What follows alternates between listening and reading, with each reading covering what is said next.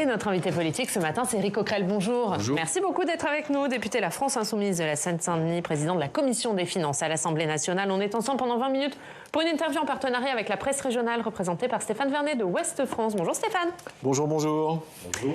Éric Coquerel, on commence évidemment par la crise des carburants et Emmanuel Macron qui s'est donc exprimé hier soir sur ce sujet, promettant un retour à la normale dans la semaine qui vient. Qu'en pensez-vous? Vous y croyez?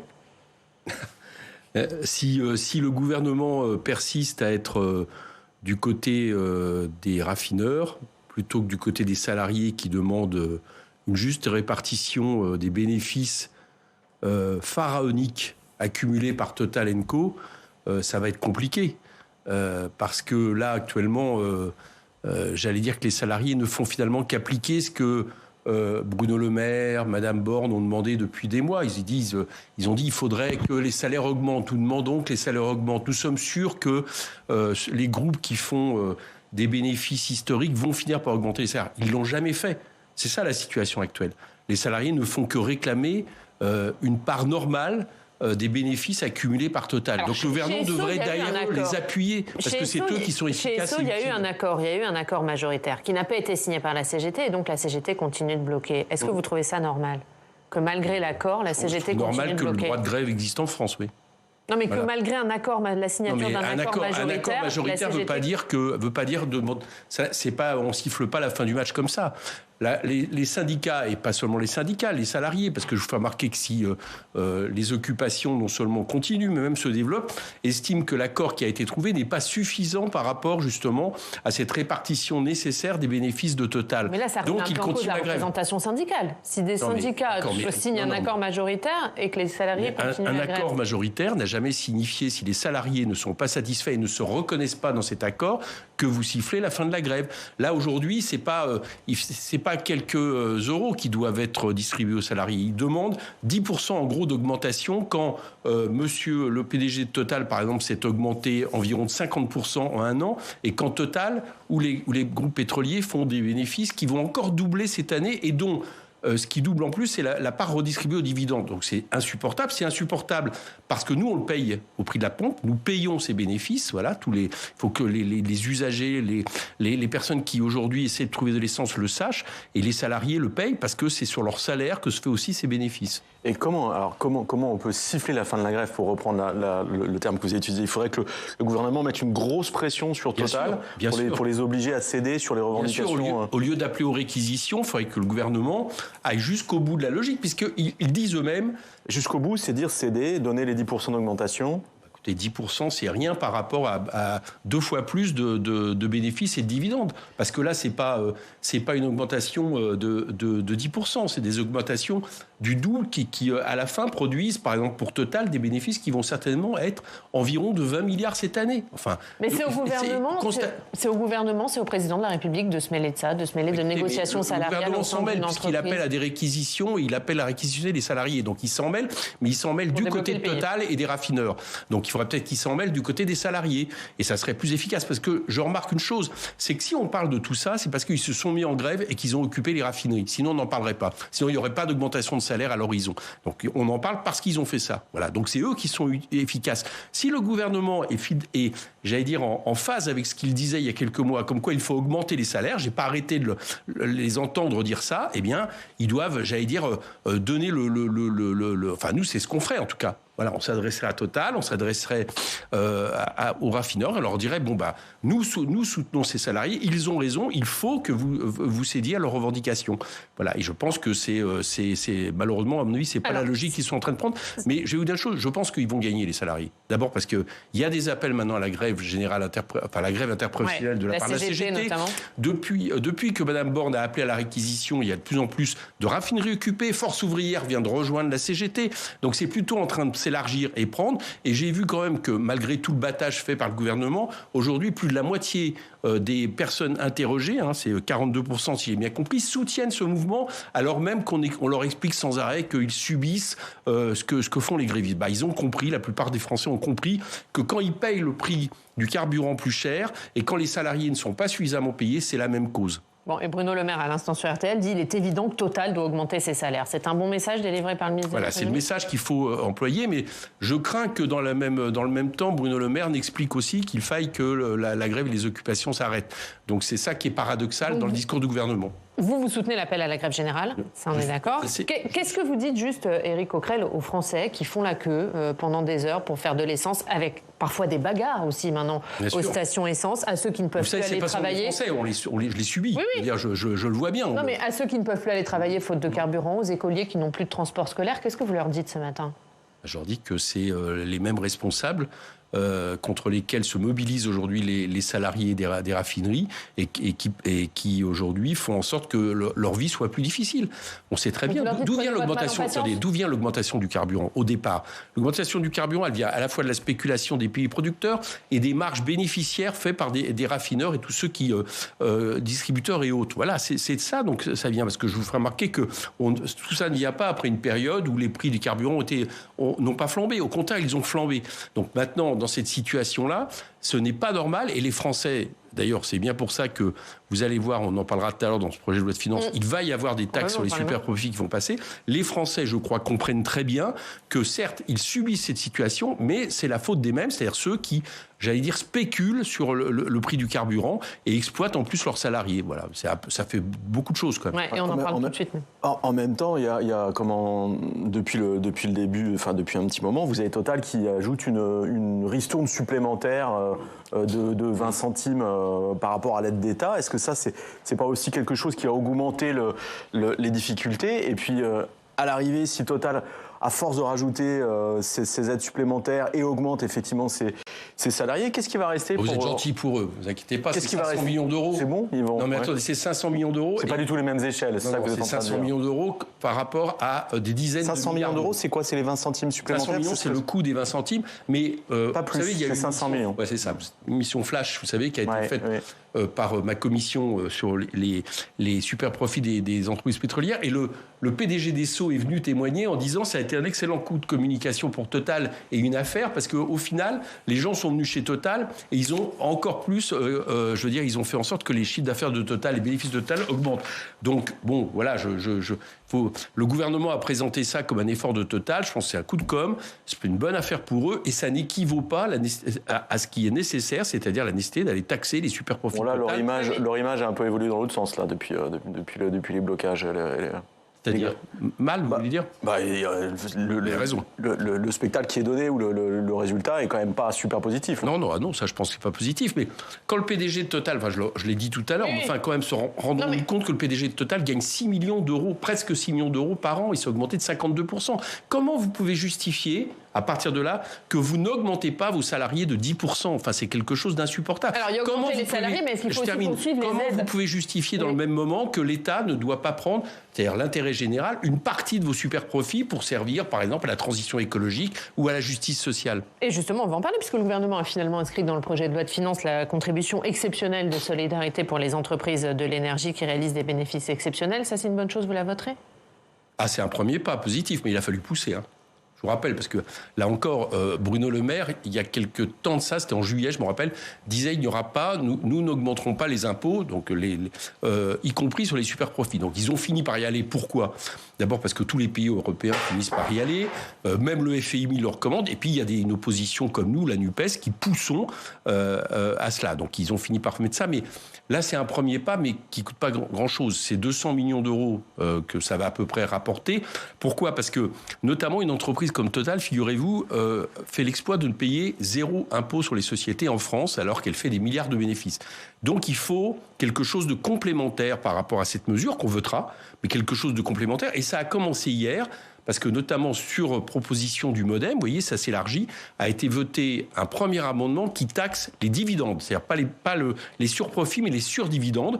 Je pense que c'est bien ciblé, il va y en avoir d'autres, et je pense que le gouvernement ne pourra pas longtemps résister à protéger les superprofits, il devra céder. Ouais, amendement du MoDem qui a été voté avec l'apport de voix de Renaissance aussi, il y a une vingtaine de députés Renaissance. Ça vous a surpris ? Pas vraiment, parce que si vous regardez bien, ce sont les mêmes députés de Renaissance qui avaient proposé un amendement sur les superprofits lors du projet de loi de finances rectificative. Horizon s'est abstenu aussi. Ce qui montre bien une chose, c'est que ce gouvernement, il est de plus en plus minoritaire. Et que manifestement, la menace du 49.3, elle n'est pas seulement par rapport à ses oppositions, elle devient même par rapport à une partie, entre guillemets, on peut même plus parler de majorité, on va dire de minorité qu'il soutient.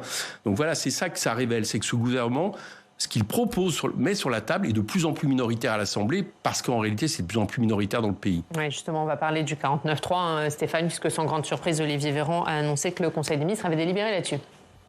Oui, alors ça veut dire qu'il y aura probablement, ou très probablement, un recours au 49.3. La question, c'est à quel moment, à votre avis, quand est-ce que le gouvernement va dégainer le 49.3 ? Hier, on a reposé la question à Bruno Le Maire, qui était à côté de moi sur le banc de l'Assemblée. Il a dit qu'on va laisser faire le débat. On ne le craint pas aujourd'hui, on ne le craint pas demain. Bon, comme il n'a pas été plus loin, je pense qu'on peut le craindre au début de la semaine prochaine. Moi, je continue à dire... Début de semaine prochaine, vous pensez ? Lundi, mardi ? Bah oui, le débat s'arrête mercredi, donc il l'utilise avant. Moi, je continue à dire au gouvernement qu'il ne doit pas utiliser le 49.3. Je sais qu'il a le droit institutionnellement, mais politiquement, ce serait non seulement... une faute, c'est une faute démocratique, mais en plus c'est une erreur pour lui. Voilà. Il devrait enfin admettre une chose, c'est qu'il n'a pas de majorité à l'Assemblée. C'est ça qu'ils ont dû. C'est ça qui m'a. Ouais, alors on va parler du fond, mais hier, Olivier Véran, vous l'avez sans doute entendu à la sortie du Conseil des ministres, il dit on l'utilisera qu'en cas de situation de blocage ou de posture de l'opposition. De quoi ? De posture de l'opposition. Enfin, ce qu'ils appellent posture, c'est le fait que l'opposition s'oppose. Excusez-moi, mais on est en démocratie quand même. Il n'y a pas de blocage. Je le dis pour que les choses soient claires. Regardez les débats, la façon dont ils se passent. C'est des débats argumentés. Il y a un nombre d'amendements raisonnable. C'est pas 3500. Ouais, puis en plus c'est beaucoup quand même. Oui, mais un tiers viennent des Républicains, et parce que les Républicains ont une méthode où ils déclinent chaque amendement quasiment par chaque député. Il y en a plein qui sont abandonnés. Donc franchement, il n'y a pas de blocage de ce type. Voilà, il y a des débats argumentés. En fait, le gouvernement, pourquoi il met le 49.3 ? C'est parce que c'est une façon de dire je peux perdre amendement par amendement, et vous allez voir qu'il va en perdre encore beaucoup aujourd'hui, mais à la fin, je vais rétablir mon budget. C'est une espèce d'assurance, j'allais dire... est-ce que vous comprenez comment est-ce que le gouvernement peut rétablir son budget à la fin s'il perd beaucoup d'amendements ? Il peut le décider. Il peut décider les deux. Il peut décider. On lui pose la question depuis hier. D'ailleurs, j'en profite. Je lui repose la question aujourd'hui. Je pose la question à Bruno Le Maire. Je vais voir tout à l'heure. Ils ne nous répondent pas. On leur dit est-ce que si vous faites le 49.3, est-ce que vous allez garder les amendements qui sont aujourd'hui majoritaires et largement majoritaires ? Il ne répond pas. Je crains qu'il ne le fasse pas. Pourquoi ? Alors, Aurore Berger, sur notre antenne, elle a dit oui. Elle a dit ça ne nous empêchera pas de garder des amendements, voire des amendements qui n'ont pas été débattus. On va voir. Lesquels il faudrait garder en priorité moi, pour vous ? J'ai pas entendu l'exécutif dire oui. Moi, je pense qu'il serait normal que tous les amendements qui ont été majoritaires soient conservés. C'est la souveraineté de l'Assemblée. Alors, mais par exemple, il y a quelques-uns qui peuvent poser problème. Celui d'hier qui a été voté sur la taxation des dividendes, il faut le garder. Par exemple, hier, vous avez rejeté, quand je dis vous, c'est les oppositions, les députés ont rejeté l'article qui contient l'objectif de contenir le déficit public à 5% pour 2023. Non, mais il ne dit pas que ça, cet article. Non, mais est-ce que vous comprenez que le gouvernement dise c'est quand même, pour eux, c'est un pilier du budget, c'est compliqué de voter un budget où il n'y a pas le déficit n'est pas contenu. S'ils voulaient chercher peut-être pas une majorité, mais au moins, par exemple, une abstention parmi une de ces oppositions. On sait que on ne s'oppose pas pour les mêmes raisons. En gros, les Républicains disent ça dépense trop, et nous, on dit il n'y a pas assez d'investissement, il y a trop de cadeaux aux entreprises sans contrepartie, etc. Donc on ne dit pas tout à fait la même chose, mais il pourrait au moins se dire de qui il se sent le plus proche, de qui son budget se sent le plus proche, et à partir de là, faire les changements nécessaires. Pas des changements, j'allais dire, homéopathiques qu'il fait de manière contrainte. Il pourrait anticiper, je ne suis pas majoritaire, donc à partir de là, comment je vais chercher, si ce n'est une majorité, au moins une abstention ? Il ne le fait pas. Il reste... Il y a eu les dialogues de Bercy. C'est ce que j'allais vous dire. Voilà, ça a servi à rien ? Écoutez, là, je le constate. C'est-à-dire que, y compris l'amendement hier, il a été obligé de l'adopter. Il n'a pas proposé lui-même. Il nous avait dit, je vous donne un exemple, il nous dit au dialogue de Bercy... il y a trop de niches fiscales. C'est vrai que c'est insupportable. Vous avez raison. Nous, on le dénonce depuis longtemps. Il y a des niches fiscales qui servent à rien. En plus, si on peut le... OK ? On arrive au niveau de la proposition de loi. On a un article qui propose 6 minuscules niches fiscales qui servent quasiment plus à rien, disparues, et rien d'autre. Alors, on dit, par exemple, le crédit impôt recherche qui coûte quand même 6 milliards. On pourrait le réformer. OK, on ne le supprime pas si vous voulez, mais on le réforme. Par exemple, les entreprises qui touchent du crédit impôt recherche tout en licenciant des chercheurs, c'est quand même anormal, c'est fait pour la recherche. Faites quelque chose. ils ne bougent pas d'un iota. En réalité, ils sont toujours partis sur l'idée, comme lorsqu'ils étaient largement majoritaires, qu'ils ont un projet, que ce projet doit peu bouger. Eh ben non, ils se trompent. S'ils veulent tenir dans le temps, s'ils veulent faire en sorte de continuer à gouverner ce pays, ils doivent remodeler profondément leur budget, pas de manière homéopathique. Et c'est pas ce qu'ils veulent faire, donc ils vont dans le mur, parce que même s'ils utilisent le 49.3, ce n'est que reculer pour mieux sauter, parce qu'à un moment donné, la réalité des prix, ça va finir par s'afficher, et vous verrez qu'ils seront de plus en plus dans une difficulté. Donc même ce matin, vous leur dites, alors qu'Olivier Véran a annoncé que le Conseil des ministres avait délibéré, vous leur dites renoncer au 49.3, il est encore temps. Oui, mais j'allais dire presque pour leur intérêt. Vous voyez, je suis gentil avec eux, presque pour leur intérêt. Parce que sinon, le 49.3 n'annonce que c'est un coup de force, mais qui est un aveu de faiblesse. Voilà. Un mot là-dessus, parce qu'il y a un sujet qui inquiète beaucoup les élus locaux et les collectivités, c'est la hausse des prix de l'énergie. Est-ce que pour vous, il faut aller jusqu'à indexer la dotation globale de fonctionnement jusqu'à l'inflation ? Oui. Donc il faut le faire. Et puis il faut abandonner. Alors ils sont minoritaires. Il faut le faire, mais pourquoi ? Vous pouvez nous expliquer pourquoi ? Parce qu'on s'attend à avoir une très grosse inflation l'année prochaine. Elle sera à 2 chiffres. Parce que les collectivités locales qui ont fait beaucoup d'efforts pendant des années sur la question justement de maintenir les budgets, ils sont de toute façon obligés de le faire. Donc ils ont fait l'effort. Ne peuvent pas pâtir de la situation. Et s'ils pâtissaient de la situation, ce seraient les citoyens, parce qu'ils redistribuent beaucoup à travers des investissements, etc. Or, le problème, c'est que si ça ne suit pas l'inflation, ce qu'il faut bien comprendre, c'est que ce sont les investissements à terme qui seront touchés, et avec des conséquences fortes. Le fonds vert, par exemple, que le gouvernement vend, il faut bien comprendre une chose. Le fonds vert, le gouvernement dit, je mets 1,5 milliard sur la table au nom de l'écologie, pour les collectivités. Mais il ne peut s'activer que si les collectivités ont de l'argent au départ pour initier ce fonds vert. Si elles n'en ont pas, il n'y aura pas de fonds vert. Et malheureusement, je crois que ce qui est prévu aujourd'hui en matière budgétaire va les empêcher d'investir. Donc c'est une faute de plus. Il y a aussi un débat sur la CVE, la cotisation à valeur ajoutée des entreprises, que le gouvernement veut supprimer à horizon de 2 ans, en disant que ça sera dédommagé via une fraction de la TVA. Pour vous, c'est acceptable ce mécanisme ? Non, c'est pas acceptable. Et puis alors, là, ça touche le fond du problème. Le gouvernement nous dit continue à s'appuyer sur des chiffres qui n'ont pas de réalité. Il dit on aura quand même 1% de croissance l'an prochain, qu'importe que toutes les institutions internationales... Ça, vous n'y croyez pas ? Non, mais non. Et en plus, je vais vous dire pourquoi je pense que j'ai raison. C'est que cet été, au moment du programme de stabilité, le gouvernement tablait sur un 5. Moi, je leur ai dit, pas que moi, il y a le Haut Conseil des finances publiques, vous vous trompez, ça sera beaucoup plus faible. Il a été obligé de commencer à rectifier en disant il y aura 1% de croissance. Bon. Et maintenant, les institutions internationales disent s'il y a 0,4, vous avez de la chance, et c'est plutôt la récession. Mais ça a des conséquences fortes. Parce que si c'est la récession et que vous baissez les dépenses publiques, vous indexez les recettes sur la TVA, eh bien, à un moment donné, vous allez augmenter la récession. N'importe quel économiste le sait. Et en baissant les impôts, la CVAE, il perd 4 milliards d'euros d'investissement, 4 milliards pour les dépenses publiques. Donc ce budget, d'un point de vue macroéconomique, est une erreur. Peut-être un mot sur les retraites. Elisabeth Borne reçoit les présidents de groupes parlementaires aujourd'hui. Quel message et quel compromis êtes-vous prêt à faire sur les retraites ? C'est très simple. Il n'est pas question que l'âge de la retraite... recule, ni que les cotisations augmentent. C'est un compromis, Éric Coquerel. Le reste est négociable ou pas ? C'est pas un compromis, voilà, c'est les bases. Eux, c'est ce qu'ils veulent fixer comme base. On pense que c'est ni le moment, alors là, vraiment pas le moment dans la période qui va arriver, de récession et de risque de crise économique. Et en plus, c'est une erreur.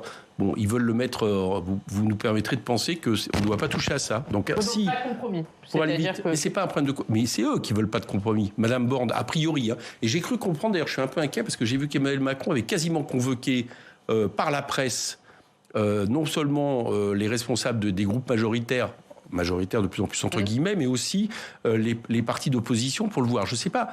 Et pour discuter des retraites et du projet de loi de finances de la sécurité sociale. J'espère qu'il n'a pas l'idée saugrenue de réintroduire cette question.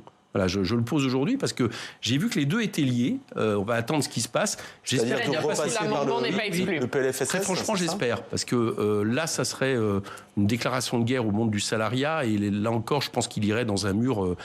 tout comme d'ailleurs, à mon avis, il va aller en janvier. Moi, je crois que sur les retraites, ça passera pas. Ça se terminera aussi par un 49.3 ? Oui, mais 49.3, ça va se terminer par une notion de censure, il le sait, et ça va se terminer par le fait que la mobilisation sociale dans le pays, je peux vous assurer qu'à mon avis, là, si j'ai une certitude, c'est qu'il va y avoir une mobilisation très forte sur la question des retraites. La mobilisation peut-être, mais la motion de censure, les Républicains ne la voteront pas. Sur les retraites, on verra bien.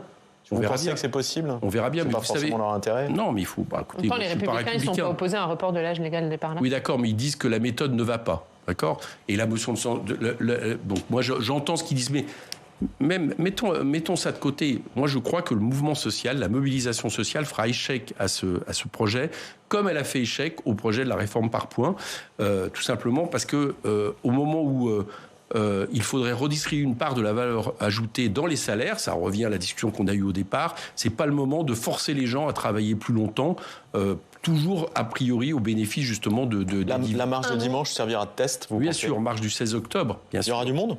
Oui, vous allez voir, il y aura beaucoup de monde. Et combien? Vous sur combien? Plusieurs dizaines de milliers de personnes. Après, moi, je suis pas.